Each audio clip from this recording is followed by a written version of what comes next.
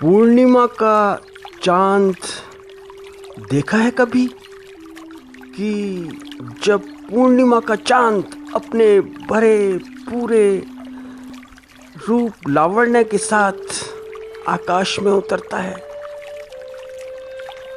पूर्णिमा का चांद जब अपने संपूर्ण रूप रंग में होता है, संपूर्ण स्वरूप में होता है,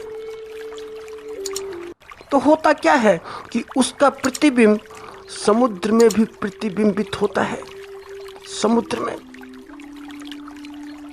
मगर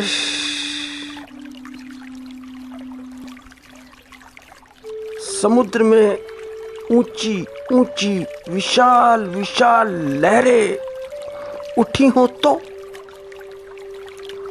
तो फिर प्रतिबिंब बड़ा बड़ा खंडित हो जाता है, खंड खंड हो जाता है।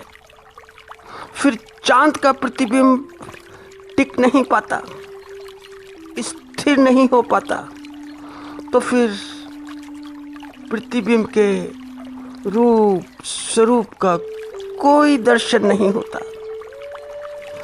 फिर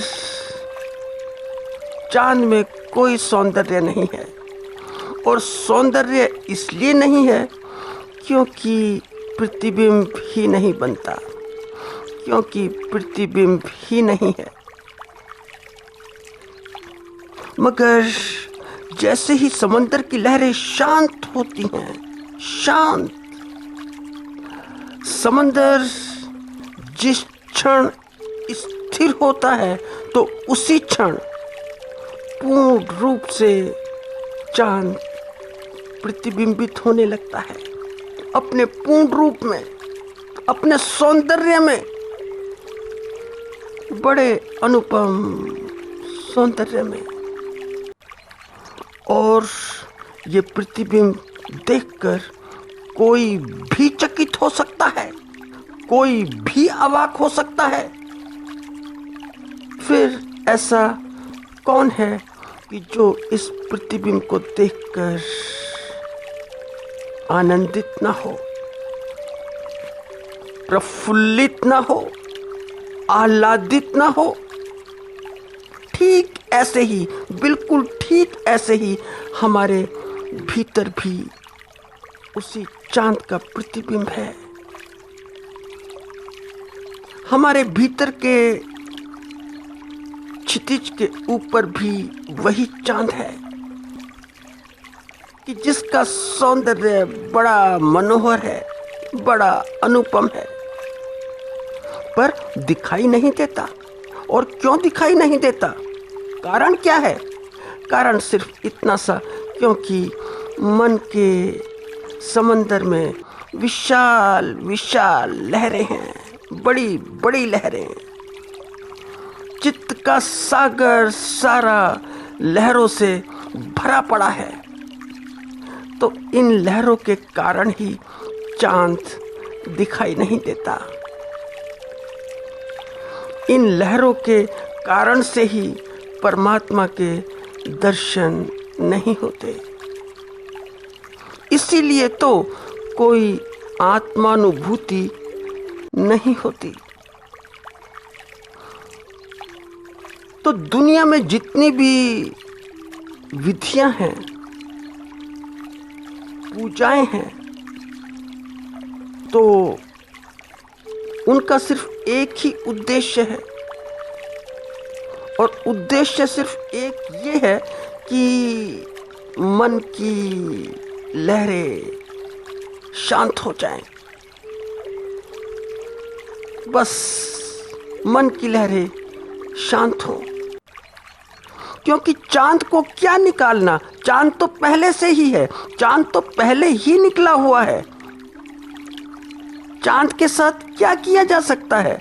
जो भी किया जा सकता है लहरों के साथ ही किया जा सकता है, और जो भी कुछ होता है लहरों के साथ ही होता है। तो आज तक जितने भी साधक हुए हैं या आगे होंगे, साधक बोलो, योगी या तपस्वी या ऋषि, तो उन्हें जो आनंद की अनुभूति हुई, जो परमानंद की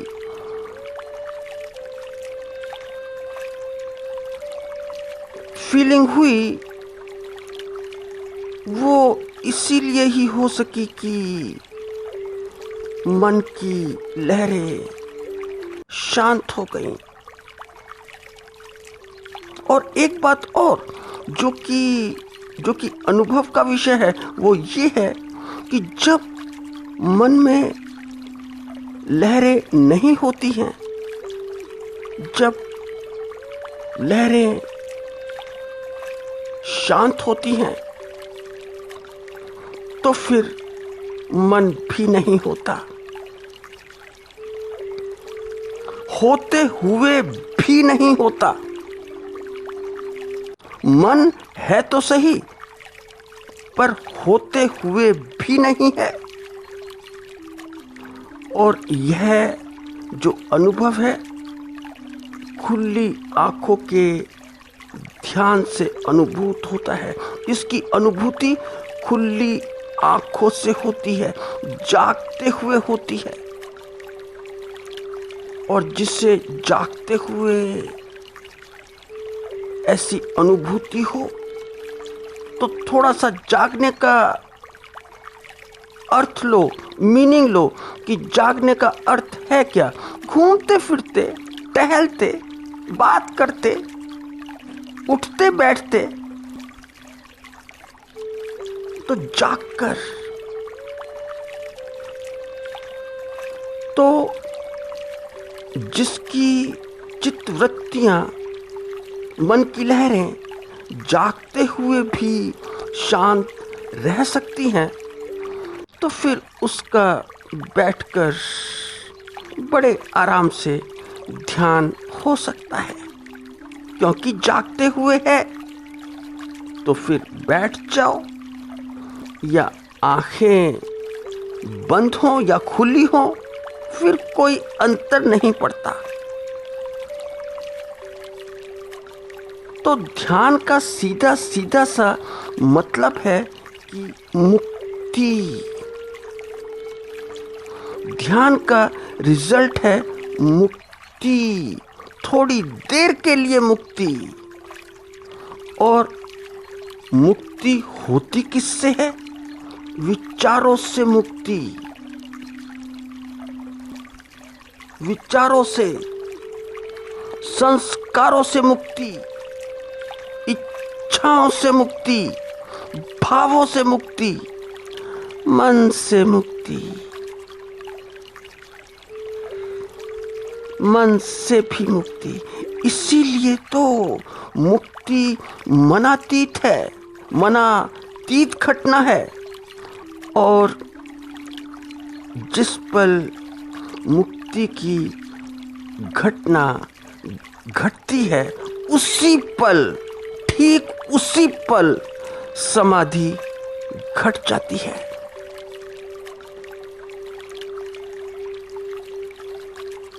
और समाधि से दुर्लभ घटना दुनिया में और दूसरी कोई घटना नहीं है।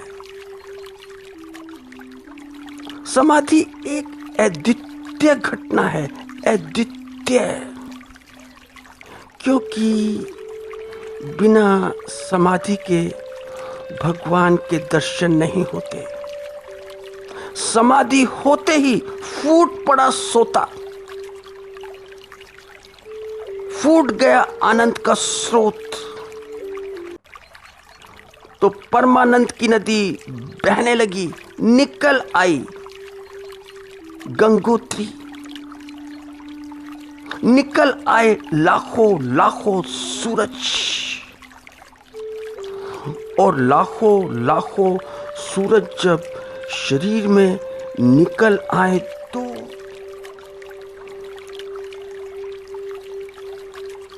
इतनी लाइट, इतना प्रकाश शरीर झेल नहीं पाता।